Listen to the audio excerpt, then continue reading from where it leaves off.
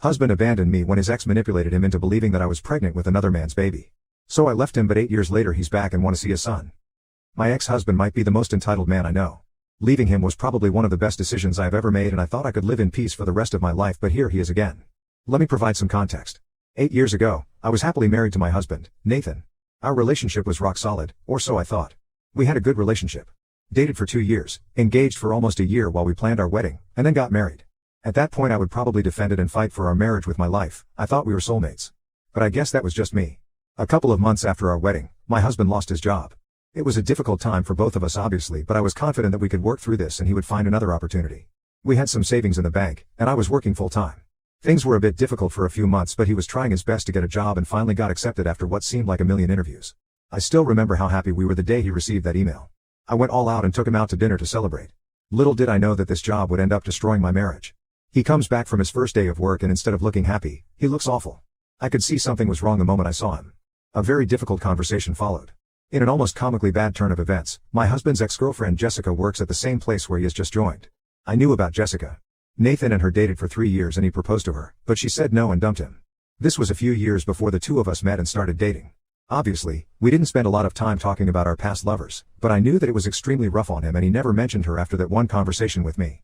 When I heard that it was Jessica of all people, my stomach dropped. Out of all people, it was her. I didn't know what to do. I mean, sure, it had been years and he didn't have feelings for her anymore, but the idea of them working together was not exactly pleasant to me. He seemed genuinely upset too, and we spent a lot of time talking about what we could do. He offered to quit the job, but at that point, our savings were running out and I didn't know how long I could go on paying all our bills without making solid lifestyle changes that neither of us would be comfortable making. Also, I told myself that we were all adults here and quitting a job over an ex was childish. We stayed up almost all night talking about what to do, and by the end of our conversation I felt much better about the whole thing. It felt silly to think that some ex from years ago could affect our relationship in any way. My husband was extremely loving and kind and put all my doubts at ease. The next day, he went to work, and when he came back he said that she was in a completely different department and he hardly even saw her once during the day. He told me that he never intended to speak to her unless it was for some unlikely work reason and that he would tell me immediately if that happened. That put my mind at ease, and as more days passed, I stopped thinking about her completely. My husband was as loving as ever and I was proud of the two of us for overcoming something that could have caused serious trouble if not handled well. Looking back, I laugh at how naive I was. I was so blinded by love and trust in my husband that I didn't once think that something fishy was going on. A couple of months into his new job, he went on a business trip. He told me that if it goes well he may get a promotion, so I was very excited for him. I asked him if I could tag along with him and make it a mini getaway for the two of us, but he said that he would be working the whole time, so there wasn't a point. He also said that the team going for the meeting was all men and none of them were bringing their wives or girlfriends, so I wouldn't be very comfortable. I was a little upset but didn't think anything much of it. What he said did make sense. When he came back, I asked him about his meetings and if he thought he would get the promotion, but he might have to go on a few more meetings with this particular contractor before the promotion could be possible.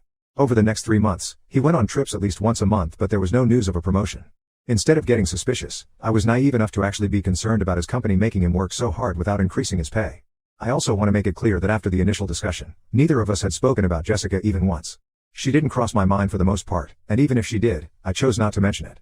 When I told my friends about this during the divorce, they all said that it was incredibly naive of me to blindly trust my husband so much. I agree with them now, but back then I would have trusted that man with my life. 5 months into his new job, I realized that I had missed my period. Not thinking much of it, I decided to take a pregnancy test anyway just to put my mind at ease. To my surprise, it was a positive test. I was taken aback. It was definitely not a planned pregnancy, but with Nathan's new job and both of us being in a good place financially, I thought that it could be a good thing. I was nervous to tell him but also very excited. Nathan was on another business trip when I took the test, but he was coming back the same day, so I decided to wait till he got back. I still remember how nervous I was and how I started daydreaming about our new life. It was pretty late by the time he got home and I remember staying up to have dinner together. He came in looking upset, so I asked him what happened and he told me it was just work stuff and that he didn't want to talk about it. I said that I might have something that could cheer him up and asked him to wait while I got the test kit. I told him to close his eyes, held it up, and asked him to open his eyes. He just stared at me for a few seconds and asked me if that was what he thought it was. I thought he was just in shock and said that yes, and we're about to be parents excitedly. I waited for him to snap out of it and be happy, but after a few moments of anticipation, he still had that look on his face. I got uncomfortable and asked him if he was okay and wasn't he happy about this. His whole expression changed and he said that he was just taken aback by the surprise. I told him that I was surprised too, but this could be a very good thing for us and we can deal with it together. He still looked uncomfortable and said that he just needed some time to think. I was extremely upset at this reaction. I expected him to be happy or at least supportive. I told him that I was disappointed in him and he basically brushed me off, saying that I couldn't expect him to be overjoyed at such a monumental change in his life happening without his decision. I told him that he signed up for this by getting married to me, and if he couldn't be a good husband about it, maybe we need to rethink our relationship. He said that maybe we do and left the room without another word. I said that in a moment of anger and hurt. I did not really mean it at the time. But his reaction broke my heart. I cried by myself in the living room and slept on the couch because I didn't want to see him in our bedroom. He didn't come once to check up on me or ask me to come back. Even at that point, I had faith that we would get through this and somehow recover. But that was just the beginning of my troubles. I woke up to him already dressed for work and making breakfast. I didn't speak to him and went into our bedroom. Again, he didn't try to stop me or even say a single word to me. I didn't know what to do. I waited for him to come in after me, but after some time I heard the front door close and knew that he had left. I spent most of that day crying to my friends and my mom. I called in sick from work. I literally remember it like it was yesterday. By the time it was time for him to come back from work, I had a whole speech ready about how he broke my heart and needed to be a better husband to me. Little did I know he also had a speech ready, and it was nothing I could have imagined. The first thing he said after coming home was, "We need to talk." That worked for me. I needed to talk as well. I thought I needed that talk way more than he did really. Turns out he had the surprise of a lifetime for me. We sat down across from each other and with no warning, he asked me, "Whose baby is it?" I was so confused I genuinely didn't understand what he meant. So I asked him, and he asked me the same thing again. "Whose baby is it?" I will never forget. I asked him what he meant and said that obviously it was our baby. What else could even be possible, I mean? He told me that we were past that point and I should just admit the truth and get it done with.